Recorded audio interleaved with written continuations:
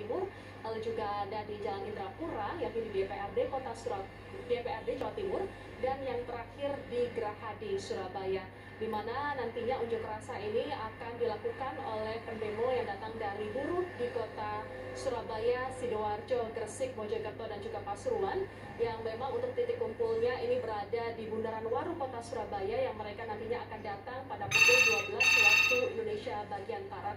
Dan suasana saat ini masih kondusif karena belum ada satu. Sementara itu bagi pengendara dan juga masyarakat yang nantinya akan datang di kota Surabaya atau melewati kota Surabaya, harap berhati-hati karena nantinya Jalan Ayani kota Surabaya akan dipenuhi oleh pendemo. Maka dari itu diharapkan bagi masyarakat yang nantinya ke kota Surabaya untuk mencari jalan alternatif lainnya, seperti di turun ke satelit, yakni dari tol ini turun ke satelit, ataupun juga di Mer Kota Surabaya, agar menghindari keramaian dari unjuk rasa tolak kenaikan harga BBM pada siang hingga sore hari nanti. Soza. Baik, lalu Fatma, bagaimana tanggapan dari pemerintah setempat terkait dengan rencana unjuk rasa pada hari ini? Ya, pemerintah Provinsi Jawa Timur ataupun juga DPRD Jawa Timur sendiri ini membuka suara berkaitan dengan unjuk rasa yang digelar hari ini. Memang mereka akan mendengarkan aspirasi dari masyarakat terkait dengan penolakan harga BBM.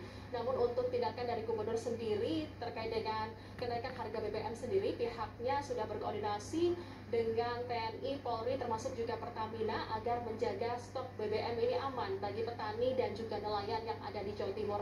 Sementara itu untuk kenaikan atau antisipasi inflasi yang tinggi dan juga antisipasi kenaikan harga bahan pokok ini juga sudah diantisipasi oleh Gubernur Jawa Timur dengan berkoordinasi dengan Bank Jatim maupun juga Bank Indonesia di Jawa Timur agar inflasi di Jawa Timur ini tidak terlalu tinggi dan juga harga bahan pokok ini juga tidak terlalu tinggi agar tidak menyengsarakan dari masyarakat itu sendiri. Dan juga berkaitan dengan mengapa ini BBM ini bisa dinaikkan oleh pemerintah pusat.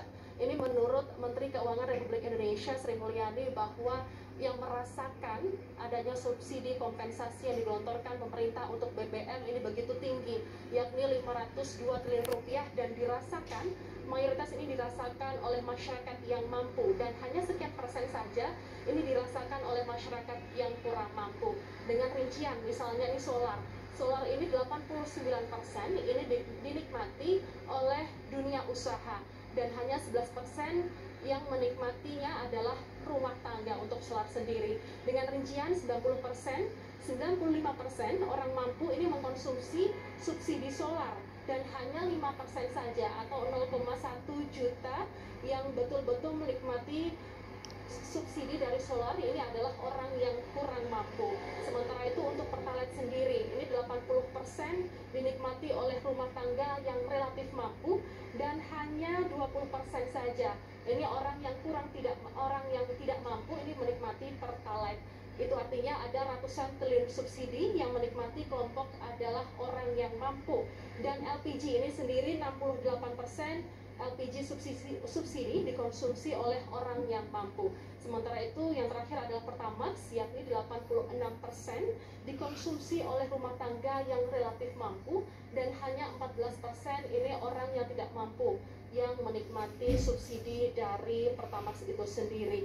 Nah, Menteri Keuangan Republik Indonesia Sri Mulyani menyebutkan dengan kenaikan harga BBM ini, pihak pemerintah pusat ini menyediakan atau memberikan 3 bantalan bantuan sosial kepada masyarakat sebesar 24,17 triliun rupiah, dengan rincian ini adalah yang pertama adalah BLT BBM akan diberikan sebesar 12,4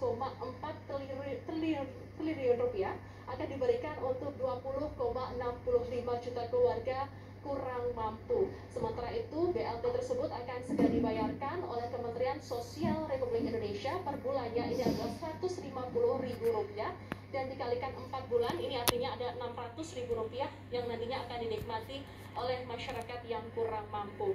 Selain itu Presiden juga menginstruksikan untuk membantu 16 juta pekerja yang memiliki upah sebesar maksimal 3,5 juta rupiah ini melalui pemberian bantuan subsidi upah sebesar Rp600.000 dengan total anggaran sebesar 9,6 T. Dan sementara itu pemerintah daerah juga diminta subsidi sektor transportasi, antara lain angkutan umum, ojek, dan nelayan, serta untuk perlindungan sosial tambahan sebesar 2,17 triliun rupiah dari pemerintah daerah. Diharapkan dengan 3 bantuan sosial dari pemerintah pusat, lalu juga ditambah dengan bantuan dari pemerintah daerah, ini bisa membantu masyarakat yang kurang mampu dalam menghadapi kenaikan harga BBM, dan agar subsidi BBM ini bisa tepat sasaran yang ditujukan oleh orang yang kurang mampu.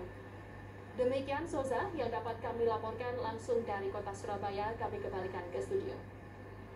Baik, terima kasih rekan Fatma Ayu untuk laporan langsung Anda. Selamat kembali bertugas.